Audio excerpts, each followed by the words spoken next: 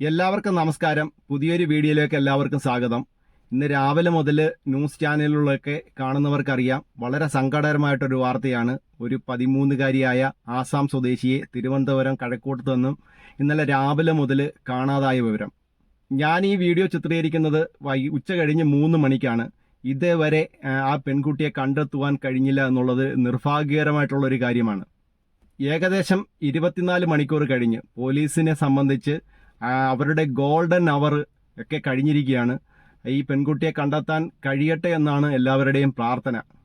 ഈ പെൺകുട്ടിയെക്കുറിച്ചും കുടുംബത്തെക്കുറിച്ചുമുള്ള ചില വിവരങ്ങളൊക്കെ ഈ ന്യൂസ് ചാനലുകളിലൊക്കെ വരുന്നുണ്ട്. അത് കൂടുതലും ഈ പെൺകുട്ടിയുടെ ഈ കഴക്കൂട്ടത്തെ പെൺകുട്ടിയുടെ അയൽവാസികളായിട്ടുള്ള ആളുകളാണ് പറയുന്നത്. ഈ പെൺകുട്ടിയുടെ ഫാദർ ഈ കഴക്കൂട്ടത്തെ ഒരു ബേക്കറിയിലെ ജീവനക്കാരനാണ്. ഈ ഇദ്ദേഹത്തിന് 4 മക്കളാണുള്ളത്. മൂത്ത മകൻ ചെന്നൈയിലാണെന്നും പറയുന്നു, ബാംഗ്ലൂരിലാണെന്നും പറയുന്നു. പിന്നെ ഉള്ളത് 3 പെൺകുട്ടികളാണ്. അതിലെ മൂത്ത പെൺകുട്ടിയാണിത്. അപ്പോൾ ചില അയൽവക്കക്കാർ പറയുന്നത് മൂത്ത മകനും ഇപ്പോൾ ഈ കാണാതായ പെൺകുട്ടിയും വേറൊരു അമ്മയിലുള്ളതാണ്. അതായത് ഇദ്ദേഹത്തിൻ്റെ ആദ്യ ഭാര്യയിലുള്ളതും ഈ ബാക്കി താഴെയുള്ള 2 കുട്ടികൾ ഇപ്പോൾ നിലവിലുള്ള അദ്ദേഹത്തിൻ്റെ ഭാര്യയിലുള്ളതുമാണെന്നാണ് ഈ നാട്ടുകാരൊക്കെ പറയുന്നത്. കൂടാതെ ഈ പെൺകുട്ടിയെ കാണാതായ ദിവസത്തിലെ ചില സംഭവ വികാസങ്ങളെക്കുറിച്ച് ചില അയൽക്കാർ ചില കാര്യങ്ങൾ പറയുന്നുണ്ട്. അതിൽ പറയുന്നത്, ഈ കാണാതായ ദിവസം ഈ പെൺകുട്ടികളുടെ ഈ താഴെയുള്ള 2 പെൺകുട്ടികളുടെ അമ്മയായ ഈ സ്ത്രീ ഈ കുട്ടികളുടെ അഡ്മിഷന് വേണ്ടി സ്കൂളിലേക്ക് കടന്നുപോയ സമയത്ത് ഈ കാണാതായ പെൺകുട്ടിയും ഈ താഴെയുള്ള 2 പെൺകുട്ടികളും തമ്മിൽ വഴക്കുണ്ടാകുകയും ഈ താഴെയുള്ള ഏതോ ഒരു പെൺകുട്ടി അവിടെ ഇരുന്ന ഒരു ഫോണിൽ നിന്നും ഈ മാതാവിനെ വിളിച്ചു വരുത്തുകയും ചെയ്തു.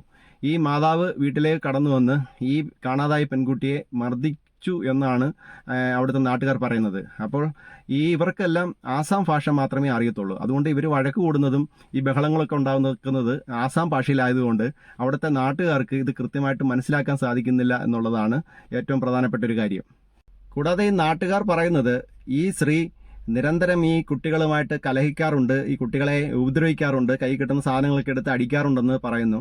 ആസാം ഭാഷയാണ് ഇവർ പൂർണ്ണമായിട്ട് സംസാരിക്കുന്നത്. അതുകൊണ്ട് ഇവർ വഴക്കുണ്ടാക്കുമ്പോഴും പ്രശ്നങ്ങൾ ഉണ്ടാക്കുമ്പോഴും അവിടുത്തെ നാട്ടുകാർക്ക് ഇത് എന്താ കാര്യമെന്ന് മനസ്സിലാവില്ല. ഈ കാണാതായ പെൺകുട്ടിയെ നിരന്തരം ഉപദ്രവിക്കാറുണ്ടെന്നാണ് ഇവിടുത്തെ നാട്ടുകാരൊക്കെ പറയുന്നത്. അങ്ങനെ ഈ പെൺകുട്ടിയെ ഈ അമ്മ ഉപദ്രവിക്കുകയും വഴക്കുറയൊക്കെ ചെയ്തതിനു ശേഷം സ്കൂളിലേക്ക് മടങ്ങിപ്പോയപ്പോൾ ഈ പെൺകുട്ടി അവിടെ ഇരുന്ന ഒരു 50 രൂപയും 2 ഡ്രസ്സും ഒരു ബാഗിലാക്കി ഈ വീട് വിട്ട് ഇറങ്ങിപ്പോവുകയാണ് ചെയ്തത്. ഈ വിവരം ഈ താഴെയുള്ള 2 പെൺകുട്ടികളിലെ ഒരു പെൺകുട്ടി ഈ അമ്മയെ വിളിച്ചറിയിക്കുകയും ആ അമ്മയും അപ്പനും കൂടെ ചേർന്ന് അവരുടേതായിട്ടുള്ള രീതിയിൽ ആദ്യം അന്വേഷണം നടത്തി. അതുകൊണ്ടാണ് പോലീസിന് ആ ഗോൾഡൻ അവർ നഷ്ടപ്പെടുവാനുള്ള പ്രധാനപ്പെട്ട കാരണം. പിന്നീടാണ് അവർ പോലീസിൽ അറിയിക്കുന്നത്. അപ്പം പോലീസ് തുടർന്നുള്ള അന്വേഷണത്തിൽ മനസ്സിലായത്, ഈ പെൺകുട്ടി തമ്പാനൂർ എത്തുകയും റെയിൽവേ സ്റ്റേഷനിലെത്തി കന്യാകുമാരി ട്രെയിനിലേക്ക് കയറുകയും ചെയ്തു. ഈ ട്രെയിൻ യാത്രയ്ക്കിടയിൽ ഒരു യാത്രക്കാരി, ബബിത എന്നൊരു യാത്രക്കാരി ഈ പെൺകുട്ടിയെ കാണുകയും എന്തോ അസ്വാഭാവികത തോന്നി ഈ പെൺകുട്ടിയോട് കാര്യങ്ങൾ അന്വേഷിച്ചപ്പോൾ പെൺകുട്ടി കരയുകയാണ് ചെയ്യുന്നത്. അപ്പോൾ ഈ ബബിത എന്ന് പറയുന്ന യാത്രക്കാരി ഒരു ഫോട്ടോ ഈ പെൺകുട്ടിയുടെ എടുത്തു വെച്ചു. അത് പിന്നീട് പോലീസിന് വലിയൊരു ലീഡായിട്ട് ലഭിക്കുകയും അതിനെ തുടർന്നാണ് അന്വേഷണം ഇപ്പോൾ നിലവിലെ സാഹചര്യത്തിൽ മുന്നോട്ട് പോവുകയും ചെയ്തത്.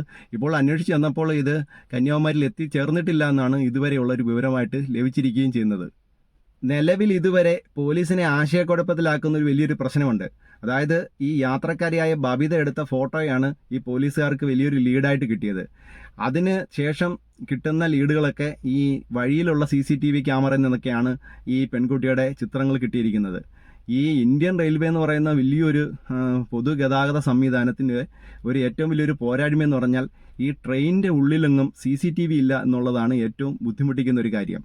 അവർക്ക് RPF എന്ന് പറയുന്ന ഒരു റെയിൽവേ പ്രൊട്ടക്ഷൻ ബോക്സ് ഉണ്ടെങ്കിലും ഇതിന് ആ ഉള്ളിൽ CCTV ക്യാമറകളില്ല. അതുകൊണ്ട് ഇങ്ങനെയൊക്കെയുള്ള സംഭവവികാസങ്ങൾ ഉണ്ടാകുമ്പോൾ പെട്ടെന്ന് അത് കണ്ടെത്തി പരിഹരിക്കാൻ പറ്റാത്തൊരു സാഹചര്യമാണ് ഇന്ന് നിലവിലുള്ളത്. പല വിധത്തിലുള്ള ഊഹാപോഹങ്ങളാണ് ഈ TV-കാരൊക്കെ ഇതിങ്ങനെ പടച്ചു വിടുന്നത്. ആ പെൺകുട്ടി തൻ്റെ സഹോദരൻ്റെ അടുത്തേക്ക് പോയതാണെന്നാണ് ഒരു ഊഹാപോഹം വന്നു. സഹോദരനെ വിളിച്ചപ്പോൾ സഹോദരൻ്റെ അടുത്ത് എത്തിയിട്ടില്ല എന്ന് പറഞ്ഞു. ഈ പെൺകുട്ടി എങ്ങോട്ട് പോയെന്നുള്ളതിനെക്കുറിച്ച് യാതൊരു വിവരവും ഞാൻ ഈ വീഡിയോ ചെയ്യുന്നിടം വരെ ഇല്ല എന്നുള്ളതാണ് ഏറ്റവും അത്ഭുതപ്പെടുത്തുന്ന ഒരു കാര്യം. ഈ CCTV സംവിധാനങ്ങളൊക്കെ ഇത്രത്തോളം വികസിച്ച സമയത്ത് ഈ ട്രെയിനിൻ്റെ ഉള്ളിൽ ഒരു CCTV ഉണ്ടായിരുന്നെങ്കിൽ അത് കൃത്യമായി കണ്ടുപിടിക്കാൻ കഴിയും എന്നുള്ളതിനകത്ത് യാതൊരു ബുദ്ധിമുട്ടുമില്ല. ഇതിനകത്തൊരു വിഷയം എന്ന് പറഞ്ഞാൽ റെയിൽവേ സ്റ്റേഷനുകളിൽ CCTV ഉണ്ടെങ്കിലും ഈ സ്റ്റേഷനിൽ ട്രെയിൻ കൊണ്ടുവന്ന് നിർത്തുമ്പോൾ ആ സ്റ്റേഷനിലേക്ക് ഇറങ്ങുന്ന ആളുകളുടെ മാത്രമേ പിക്ചറുകളെ ഈ CCTV തെളിയത്തുള്ളൂ. അതിൻ്റെ തൊട്ട് ഓപ്പോസിറ്റ് ഇറങ്ങുന്ന ആളുകളുടെ പിക്ചറുകൾ തെളിയാൻ വളരെ സാധ്യത കുറവാണെന്നുള്ളതാണ് ഏറ്റവും ഒരു ബുദ്ധിമുട്ടിക്കുന്ന ഒരു കാര്യം. ഈ അയൽപക്കത്തുള്ള ആളുകൾ പറയുന്ന കേൾക്കുമ്പോൾ നമുക്ക് മനസ്സിലാക്കാൻ കഴിയുന്ന ഒരു കാര്യമെന്ന് പറഞ്ഞാൽ ഈ പെൺകുട്ടിയുടെ സാഹചര്യം വളരെ മോശമാണ്. ഇത് രണ്ടാനമ്മയാണ്. ഈ പെൺകുട്ടിയെ ഉപദ്രവിക്കാറുണ്ട്, ശരിയായ രീതിയിൽ വിദ്യാഭ്യാസം നൽകുന്നില്ല. നമ്മളിത് പൊതുവേ കാണുന്നതാണ്.